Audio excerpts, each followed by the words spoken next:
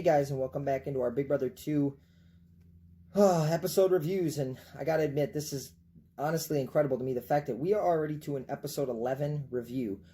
The fact of the matter is, we are almost halfway through the season already. It's going incredibly fast. I'm really enjoying it. I'm going through it much quicker than I had anticipated, and hopefully you guys are enjoying the reviews as well. This episode, I gotta admit, was one of the best episodes of the entire season. I thought it was unbelievably well done from beginning to end.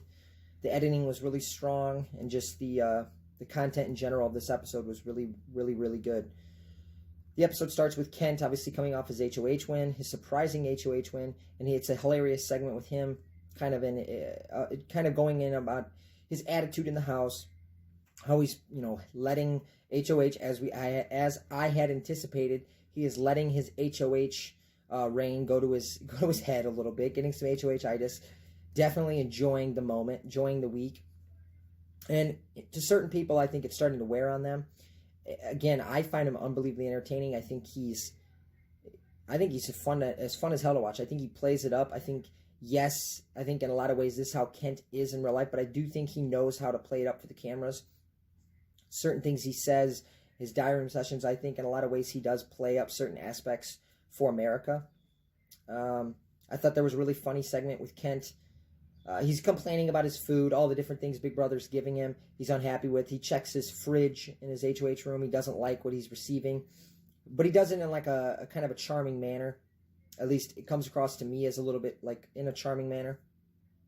I thought there was a funny moment with Bunky and Kent where Bunky makes a point of basically like kind of saying to Kent, like, look, did you see all that food that Big Brother gave you? All that fruit and stuff? He's like, it's almost like they're giving you gay food. And Kent responds like, he looks at it, he's like thinking, he's like, yeah, you know what? Yeah, that's what they did. They gave me gay food. The way he said it was hilarious. I love Bunky and Kent and their interactions. I thought this episode was really funny, or the opening segment was really funny in this episode. Then the next segment was another good one. We had some speculation going on around the house about potential nominees. You got Kent going around the house discussing with Top about what people think he should do in terms of nominations. Will and Boogie have a conversation about what they think is going to go on. Of course, Boogie again shows that he has no self-awareness early on in Season 2. He thinks that he's pretty much safe. He thinks that Will and Krista will be nominated, or potentially him and Will, but either way, he believes Will is the ultimate target. He believes Will go home. He also makes a point of saying that Will can't win this game at this point because he has too many enemies. Again, Boogie's wrong. I think a lot of people remember Big Brother 7 Boogie, and they don't remember Big Brother 2 Boogie, because Big Brother 2 Boogie made a lot of mistakes and did virtually everything wrong. I liked him, but in terms of his gameplay alone, it was not up to par.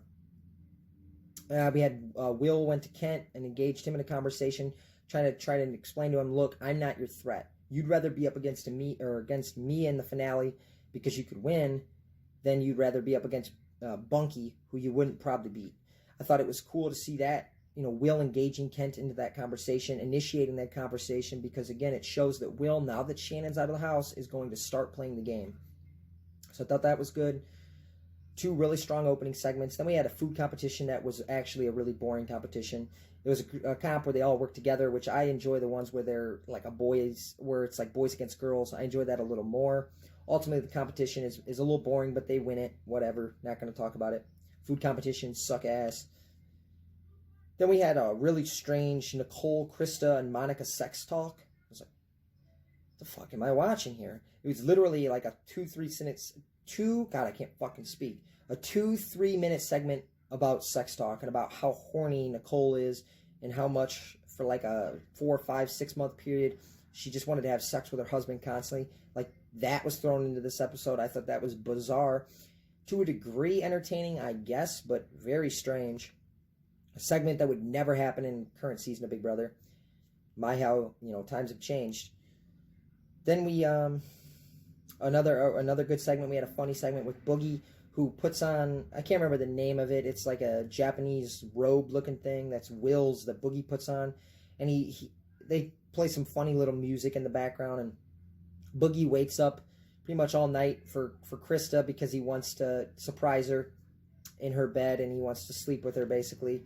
And Krista's out talking with the other house guests, and Boogie ends up just falling asleep in her bed waiting for her. I thought that segment was funny. Boogie was definitely charming at that moment in that episode. I think kimono, I think, was what the Japanese thing was. I'd never heard of it before, but I'm pretty sure that's what it was called. Why the fuck Will has one of those, I have no idea. Then we had we have a conversation between Boogie and Krista, which I thought was a really good conversation. And again, Boogie has very, very bad self-awareness here in this early season, or in season 2. His early season, I guess you could say. And it's Krista, of all people, that actually informs him that, look, Boogie, you're not as safe as you think, man. I'm telling you, Kent said if he has his way, you will be the person leaving, this week. And you should see, if you haven't seen this episode or don't remember this episode, go back and watch. You should see Boogie's eyes when he hears this. He's totally shocked. He's fooled by Kent. That's why I think Boogie is a fun player to watch, and I think he has moments where he's good in later seasons. But if he's in the house, you have to grade him for his play in whatever season he participates in, and his play in this season is horrible. So in a future video when we do like a winners rankings, he's not going to be as high as I think some people would put him in my eyes, because he does not have much success here in Big Brother 2. Virtually everything he does is incorrect. And again, now he knows from Krista that Kent is not actually probably going to target Will. He's going to target him. How will Boogie respond? Will it be a good way to respond? We'll see. Then we had a Kent and Will conversation. This was a good segment as well. I thought the ending of the segment was the best, though, because basically Kent says, like, look, everyone in the house wants you out. So if I don't put you up, I'm kind of not doing what the rest of the house wants me to do. So Kent's kind of saying, like, look, if I'm going to potentially piss off everyone in the house by not putting you up, I need some sort of a confirmation from you that you will not put me up next week. You will give me amnesty next week. And Will agrees. Will says, absolutely no doubt. There's no hesitation. He says 100%, 100%. He's playing Kent like a fiddle. Will then in the diary room with another great line. Basically, I can't remember the exact quote, but he says, like, look, I am the biggest liar in, like, the house. I'm the biggest liar in the state of California. I'm the biggest liar in the whole world. And he says it with a smile on his face because he's Dr. fucking Will. He's awesome. And he says he will put up Hardy and Kent next week. And so I thought that was great. Great segment from Will. It's really, outside of the fast, this is the first moment where you really get an idea of, like, fuck, this guy's going to be fun to watch. This guy is going to be good in the game. Coincidence? It's right after Shanna leaves. Not a coincidence at all. She sucks. She was holding him back. She was distracting him. She's gone. Good riddance.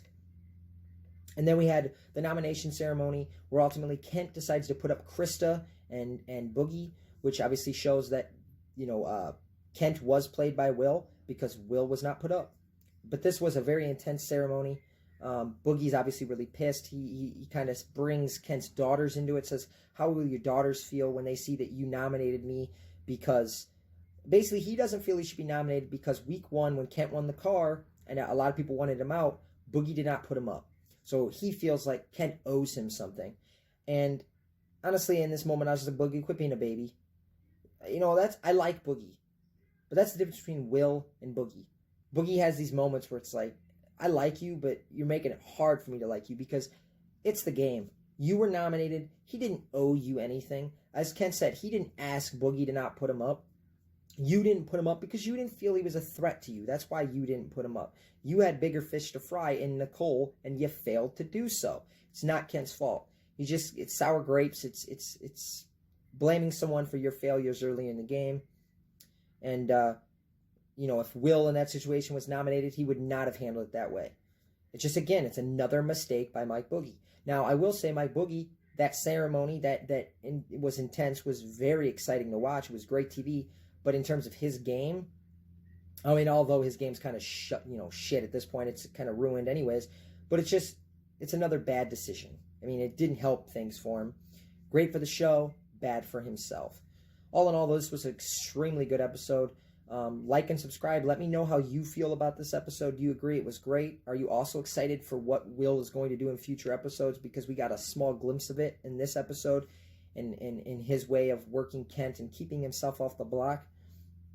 And like I said, it's getting to be a lot of fun. I'm really excited for episode 12. I'll be back for my review of episode 12 probably later today. Let me know what you guys think, though. Like, comment, and subscribe, and I'll see you for episode 12, guys. I'm out.